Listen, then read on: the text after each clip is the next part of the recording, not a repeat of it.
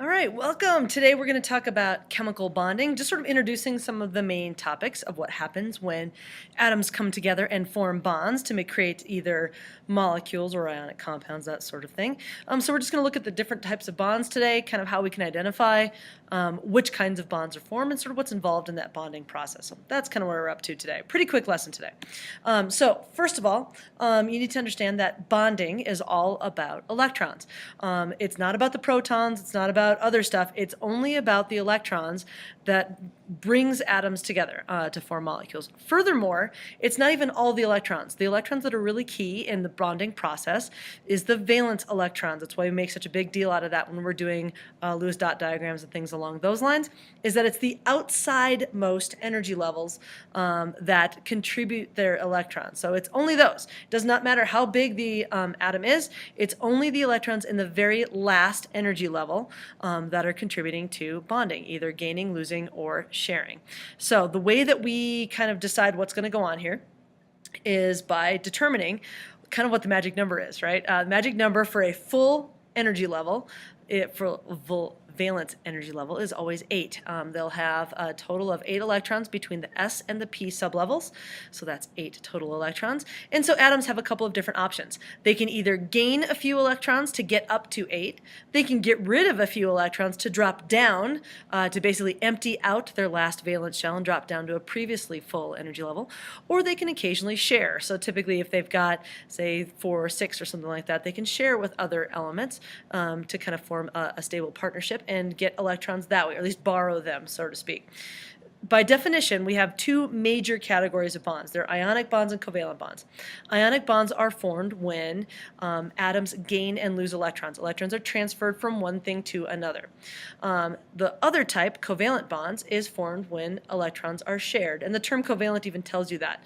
Covalent means together valence, covalent. And so the electrons in the valence shell are being borrowed or shared with each other. So those are our 2 main types, ionic bonds and covalent bonds. A little bit more about this. We can oftentimes use Lewis dot diagrams to figure out what's going on with these. And again, it's easy to be able to kind of figure this out by drawing those sort of simple Lewis structures, which have simply the symbol for the element, like Na, and then a single dot for that valence electron. So you might need to do an electron configuration or something like that to figure out how many dots there are. We'll cover that part in a different lesson. But typically, how do we know if something's going to form an ionic bond or a covalent bond? Well, Lewis structures is a good place to start. Typically with ionic bonds, something that's going to be a metal is going to have 1 or 2 valence dots to it if we do a Lewis dot diagram. They're usually in the S1 or S2 sublevels. And so metals tend to lose 1 or 2 electrons. On the opposite end, you've got nonmetals, all the way over on the right side of the periodic table. When we dot structures for these, they usually have 6, 7, or 8 dots already. Well, if it's got 8 dots, it's not going to form a bond at all because it's already stable. Those are the noble gases. But if it's got 6 or 7 dots, it's going to really want to fill up to get to 8. So it's going to gain an electron or 2 to fill up that dot shell, the valence shell around the outside. And so we usually get ionic bonds formed happily between very active metals and very active nonmetals, because active metals really want to give away a couple of electrons, and active metals really want to gain those couple of electrons. So those form perfect ionic bonds together. Covalent bonds, on the other hand, happen to form between things that want to share. They don't really want to give away electrons, they don't want to necessarily gain electrons, but they need to kind of get into some sort of a partnership where they can at least borrow some electrons to kind of fill it up sort of temporarily. This oftentimes happens between 2 nonmetals. So when we have chlorine bonded with another chlorine, or when we have carbon bonded with other carbons, they tend to want to share electrons with one another rather than giving them completely away. So again, this oftentimes happens with nonmetals. Hydrogen oftentimes likes to form covalent bonds as well, and even sort of less active metals would kind of get into the spot where they're better off sort of sharing electrons rather than completely giving them away. So anyway, ionic bonds, active metals and active nonmetals, covalent bonds typically between 2 different nonmetals, or 2 of the same nonmetals for that matter. There are other types of bonds. I want to make sure that you understand that when we talk about ionic and covalent, and we're going to break covalent bonds down further here in a second, we're really oversimplifying the world of bonding, of what can happen with electrons. And this brief little slide here is just to kind of give you some examples of 2 of the other major types of non-major bonds, if that makes sense. two other types of important bonds that we're really not going to discuss in a Chem 1 class that you've probably heard of before. So for example, metallic bonds. All metals have 1 or 2 electrons. So if we get a whole bunch of metal atoms together, they can all kind of throw in their 1 or 2 electrons into this giant electron pool, and then they sort of form this really weird, unique type of a bond. It's called a metallic bond. This actually explains a lot of things about how metals work, like why metals are ductile while they're bendable. It explains why metals are shiny. Explains why metals conduct electricity. It's not a true ionic bond because they're not really giving them away. It's kind of more like a covalent bond, I guess, but a really bizarre covalent bond where all the electrons are sort of thrown into a pot, as opposed to a shared pair like we would see in a covalent bond. We also see something called hydrogen bonds. Hydrogen bonds are actually kind of more of a temporary bond. It's more like a Velcro kind of bond that allows things with hydrogens to stick to other things that have potential sticky spots, so to speak. The biggest one that you've maybe seen a couple is between adjacent water molecules. Water likes to bond to other things. We also see hydrogen bonds forming between water molecules and solutes, so things that dissolve in water can be attracted that way. And we also see that zippered kind of bond between the 2 strands of a DNA molecule. Maybe you remember from biology class that DNA is built kind of like a big ladder where you've got 2 long strands that are stuck together in the middle, and then it sort of unzips. Well, that center bond between them is formed of a bunch of hydrogen bonds, which makes it really easy to hold those strands together, but to be able to kind of pull them apart and put them back together, like I said, it's a lot like Velcro. So again, we're not going to really test you on these. I just wanted you to understand that there are definitely other types of bonds other than the big 2, the ionic and covalent, that are also important in a variety of relevant ways to us, I guess, in our everyday lives. So back to the 2 that I'm going to really test you on, which is ionic and covalent, and breaking these down. How do you tell, other than having a periodic table, is there a way to figure out whether an ionic bond or a covalent bond is going to form? And the answer to this is something called electronegativity. Electronegativity is a number, basically, that kind of gives the strength, how strong something wants to attract electrons to itself. Electronegativity values have been determined through lots of years of experimentation, but it allows us a kind of a shortcut for predicting what bond types are going to be. So for example, nonmetals, over on the far right side of the periodic table, they have like 6 or 7 valence electrons. They really want to pull another electron in there to fill up that shell. So they have a relatively high electronegativity. They're very strong pullers. Metals, on the other hand, on the left side of the periodic table, have like 1 or 2. They don't want to pull any extra electrons. In fact, they want to shove electrons away. They want to get rid of the 1 or 2 they have. So they have low electronegativity values. So what we can then do is kind of compare between these 2 values. We can get an idea. It's called delta En, or the difference in electronegativity will allow us to predict what they are. So kind of by definition, ionic bonds are formed. One thing really wants to gain and one thing really wants to lose electrons. So they have a very big difference in electronegativity. One's a strong polar, one's an extremely weak polar. Covalent bonds, on the other hand, are formed when 2 things have kind of the same sort of pull strength. They both kind of want to pull, so rather than one winning, they end up sharing. And so that's a covalent bond. We'll take a look on the next slide how this works. So here's a table of electronegativity values. I will give you this on the test. You just have to be able to use it. But you can kind of see what I'm talking about with these ranges of numbers. So numbers over here on the top right, these ones that are the nonmetals, really active nonmetals, really want to pull, really want to fill in that last valence shell. So they have relatively high electronegativity values. And high electronegativity values above 3. Between 3 and 4, those are really big electronegativity values for this particular characteristic. On the opposite side, if we go over to the far left down here, we see things that have very low electronegativity values, less than 1, where they're kind of not pulling electrons at all. They're actually pushing electrons away, trying to get rid of them. And so these kind of these are an idea of that relative strength, sort of a pull strength. The higher the number, the more it's pulling. The smaller the number, the weaker it's pulling, or the opposite of pulling, I guess. So when we get to things that have a delta En, a difference in electronegativity, greater than about 1.7, we could define that to be an ionic bond. So we're talking about things that are this side of the periodic table and this side of the periodic table, opposite corners. Those have very big electronegativity values. One is going to pull and rip those electrons away from the other. We call those ionic bonds.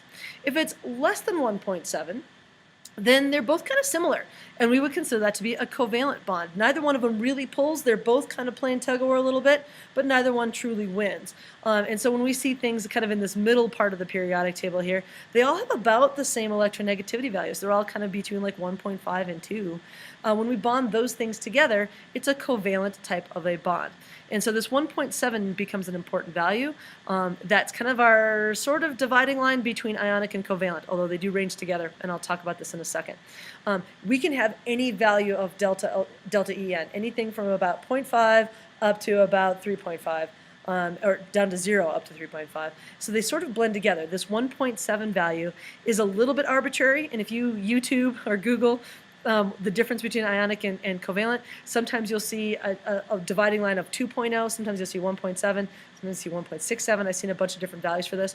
We're going to use 1.7 to say, all right, if it's above 1.7, we're going to call that basically ionic. Below 1.7, we're going to call that covalent. So that range below 1.7 where they're sharing, there's actually a wide variety of what we can call sharing. Sharing can be perfectly equal, like a 50-50 kind of share. One electron has it 50% of the time, or one atom, the other atom has it 50% of the time. And then there's a kind of sharing that's not really sharing. I call the 70-30 sharing, where one element has it 70% of the time and the other element has it about 30% of the time. It's still sharing technically, but it's not really a perfect kind of sharing. So we have to kind of subdivide down further our covalent bonds into two sort of subclasses. We call these polar and nonpolar. These are both types of covalent bonds. They both involve electron sharing. It's the amount of equality involved that's a little bit different. So the top example, this little goofy picture up here at the top, would be an example of perfectly equal sharing. These are two elements with the same electronegativity, so they have the same pull strength to it. So they're going to be 100% equal. And in this case, the electrons would be shared 50-50 between each two, equally between the two. Very low differences in electronegativity. We'll usually use between 0 and kind of 0.4, something in that range. Almost zero difference between their strengths. But there'll be basically an equal kind of sharing to it. On the other hand, when we get some things like this going on, where this is more of a really unequal type, where we've got an electronegativity value that's definitely greater than we'd think for something that's purely sharing, but it's less than something that we would call truly ionic. And so the bond between hydrogen and chlorine actually kind of falls into this range, where it's right around that 1.7 value. So they're sharing, but it's not a real friendly kind of sharing. It's like I get it 80% of the time, you get it 20% of the time, that kind of sharing. So this imperfect kind of sharing is what we call polar. And polar simply means that there's an end to it, like a north pole and a south pole.